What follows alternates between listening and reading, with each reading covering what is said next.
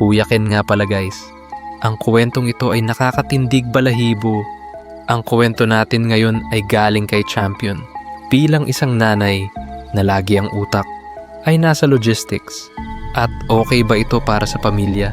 Ako na mismo ang naghahanap ng mga pwedeng mapuntahan para sa post-birthday celebration ng anak naming lalaki. 8 years old.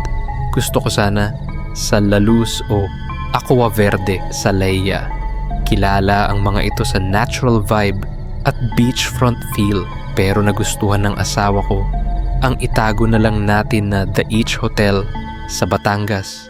Mukhang modern at tahimik, kaya iyon ang nabook namin. A month in advance pa.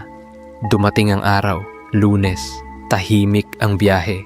May anticipation, pero pagkarating pa lang namin sa lugar, may kaunting kabiguan.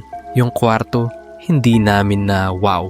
Inaasahan kong nasa baba para accessible since may bata kami. Pero nasa second floor kami. Ang hagdan paakyat makitid. Medyo madilim at literal na nasa likod ng matandang puno. Bilang isang clairvoyant, sensitive ako sa vibes. At ang unang dating pa lang, may lungkot, may pakiramdam ng may mga nakatingin mula sa paligid. Hindi ko na lang pinansin.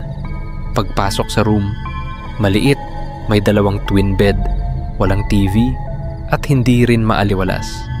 Wala namang reklamo ang anak namin. Syempre, bata, excited pa rin siya. Kaya hinabol namin ang huling sinag ng araw sa dagat.